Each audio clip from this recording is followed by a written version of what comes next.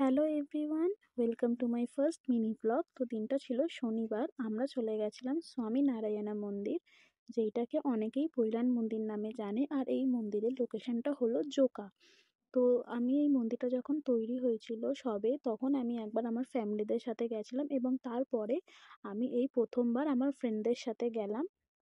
তো এখানে মন্দিরের মধ্যেই গাড়ি পার্কিংয়ের ব্যবস্থা রয়েছে। তো এখানে আমরা গাড়ি পার্ক করে যাচ্ছিলাম মন্দিরের দিকে, এবং মন্দিরের মধ্যে গাড়ি পার্ক করার জন্য কিন্তু তো ওরা একটা আলাদা চার্জ নেয়। তো তোমরা যদি সেই বিষয়ে জানতে চাও তো আমি ফুল ডিটেলস বড় ভিডিওই দিয়ে দেবো। তো তোমরা চাইলে গিয়ে সেই বড় ভিডিওটা দেখতে পারো। আর এখানে ক্যামেরা দেখে আমার বন্ধুরা একটু হাই হ্যালো করছিল সবাইকে। আর হ্যাঁ, মন্দিরের ওপরে কিন্তু ফোন অ্যালাউ নেই কোনোভাবেই।